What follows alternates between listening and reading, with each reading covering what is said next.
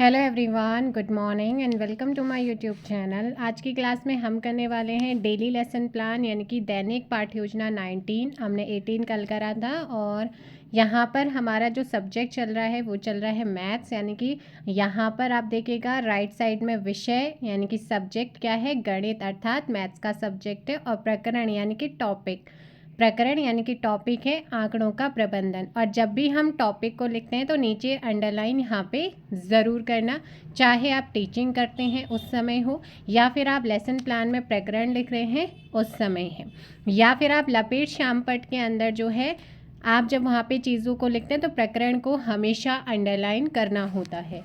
और left side में अगर आप देखेंगे तो यहाँ पर विद्यालय का नाम, दिनांक और कक्षा यहाँ पे लिखी हुई है।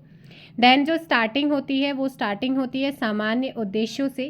सामान्य उद्देश्य हमारे सब्जेक्ट पर बेस्ड होते हैं, इसीलिए हमारे यहाँ पर इन्हें पूर्ववत किया गया है। अगर आपके लेसन प्लान में इनको दोबारा लिखना है तो आप फर्स्ट वाला लेसन प्लान देख लीजिएगा, उसमें आपको उसी को आप यहाँ पे लिख लीजिएगा। जो चेंज आता है वो आता है विशिष्ट उद्देश्य के अंदर। अब आपको पता है कि जो विशिष्ट उद्देश्य होते हैं उसमें आपके 3 पॉइंट्स होते हैं, 3 पॉइंट्स होते हैं, जिसमें फर्स्ट पॉइंट आता है हमारा ज्ञानात्मक उद्देश्य। ज्ञानात्मक उद्देश्य के अंतर्गत जो फर्स्ट आता है वो है छात्र आंकड़ों के प्रबंधन, हमारा जो टॉपिक है उससे परिचित हो सकेंगे। सेकंड इसी में ही है छात्र माध्य तथा परिसर को परिभाषित कर सकेंगे। उसके बाद यहाँ पर आप देखेंगे बोधात्मक उद्देश्य। बोधात्मक उद्देश्य में भी फर्स्ट पॉइंट आता है छात्र आंकड़ों के प्रबंधन के उदाहरण दे सकेंगे, और सेकंड पॉइंट आता है छात्र माध्य तथा परिसर की व्याख्या कर सकेंगे। देन उसके बाद हमारा विशिष्ट उद्देश्य में ही थर्ड जो आपका पॉइंट है वो है अनुप्रयोगात्मक उद्देश्य, जिसमें छात्र आंकड़ों के प्रबंधन से संबंधित समस्याओं को हल कर सकेंगे एंड छात्र जो है दैनिक जीवन में आंकड़ों के प्रबंधन के ज्ञान का उपयोग कर सकेंगे। उसके बाद आता है शिक्षण सहायक सामग्री या फिर सहायक सामग्री। जो फर्स्ट यहाँ पर आता है वो है आपकी सामान्य सहायक सामग्री, अर्थात सामान्य कक्षागत उपकरण जो भी हम क्लास के अंदर यूज़ करते हैं, चाहे वो चौक हो, डस्टर हो, रोलर बोर्ड जिसे हिंदी में लपेट श्यामपट्ट बोला जाता है, ब्लैक बोर्ड है आपका श्यामपट्ट है, संकेतक यानी कि पॉइंटर्स की हम बात करते हैं। मतलब जो भी हम इक्विपमेंट्स हम क्लास के अंदर नॉर्मली यूज़ करते हैं वो सारे सहायक किस में आते हैं, सामान्य सहायक सामग्री के अंतर्गत। अब विशिष्ट सहायक सामग्री के अंदर ही दूसरा पॉइंट है विशिष्ट सहायक सामग्री। इसमें हम क्या करते हैं, मॉडल्स है या कोई फ्लैश कार्ड है जो भी हम यहाँ पे यूज़ कर रहे हैं उसको हम यहाँ पे लिखते हैं। शिक्षण विधि। देन उसके बाद आता है टीचिंग मेथड्स। अगर आपके यहाँ का जो फॉर्मेट है उसमें टीचिंग मेथड्स है तो आप वहाँ पे टीचिंग मेथड्स लिखिएगा, अदरवाइज स्किप करिएगा। सो हमारे यहाँ का जो टीचिंग मेथड रहा है वो रहा है आगमन निगमन, मेथड से विधि है। देन उसके बाद आती है प्रीवियस नॉलेज, क्या रहा है, छात्रों का पूर्व ज्ञान रिलेट करेंगे। छात्र आंकड़ों के प्रबंधन संबंधी सामान्य जानकारी रखते हैं। उसके बाद यहाँ पर आते हैं, देखो जब भी हम कोई चैप्टर पढ़ाते हैं या कोई भी चीज़ को शुरू करते हैं तो उसके लिए एक एनवायरनमेंट क्रिएट करना होता है। छोटे बच्चे होते हैं तो वहाँ पर हमें हर चीज़ का ध्यान रखना है कि बच्चे को कैसे समझ में आए, तो इसीलिए हम उसे रियल लाइफ से कनेक्ट करते हुए या ऐसी छोटे छोटे क्वेश्चंस जो कि वो जानते हैं और उनका आंसर दे सकते हैं, यानी कि हमें अपना आना है टीचिंग पॉइंट पे। सो यहाँ पे इंट्रोडक्टरी क्वेश्चन से जिसमें आपका फर्स्ट क्वेश्चन पूछा गया है प्राकृतिक संख्याएं क्या होती है। जो 1 से शुरू होती हैं वो सारी की सारी संख्याएं नेचुरल नंबर्स यानी कि प्राकृतिक संख्याएं कहलाती हैं। सेकंड इसमें क्वेश्चन बना है प्रथम 3 प्राकृतिक संख्याएं कौन सी होगी, तो मैंने कहा जो 1 से शुरू हो रही है यानी कि फर्स्ट 1 2 3, तो यहाँ पर आपसे प्रथम यानी कि फर्स्ट 3 नेचुरल नंबर्स पूछा गया था। सो 1 एंड 2 एंड 3 यहाँ पर क्या है, आपके नेचुरल नंबर्स है।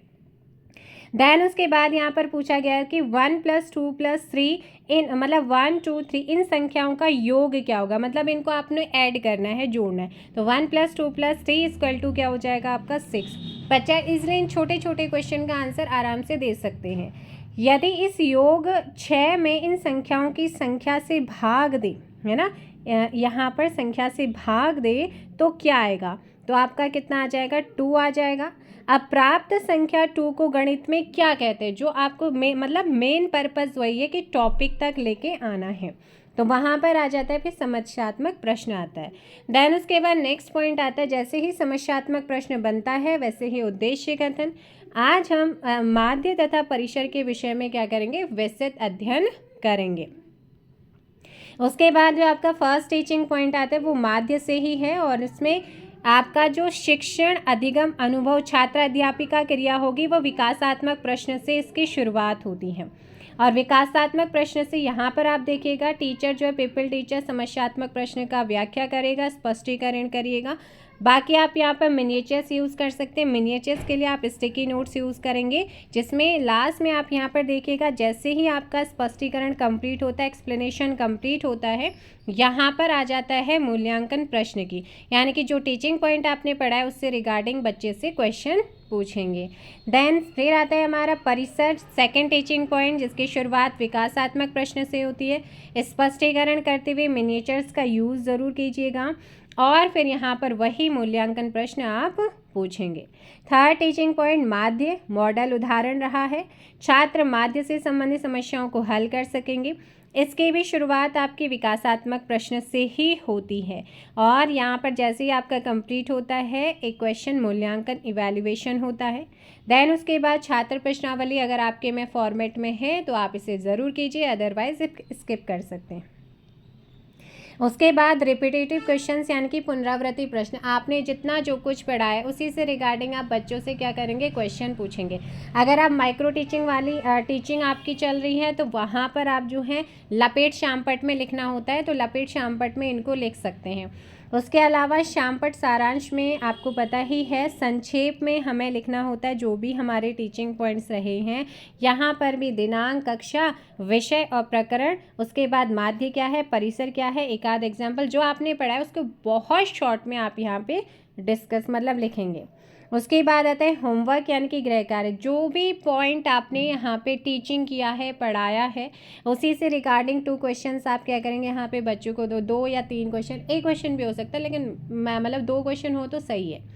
बाकी यहाँ पर रेफरेंस जो रहा है वो क्लास 7 की जो मैथ्स की एनसीईआरटी की मतलब बुक है उसको यहाँ पर उसका लेसन प्लान ये तैयार किया गया है। सो मिलते हैं नेक्स्ट लेसन प्लान में। वीडियो को लाइक एंड शेयर कीजिएगा, चैनल पर नए हैं चैनल को सब्सक्राइब भी कीजिए। Thank you so much, bye bye, take care, जय हिंद, जय भारत, जय उत्तराखंड, जय देवभूमि।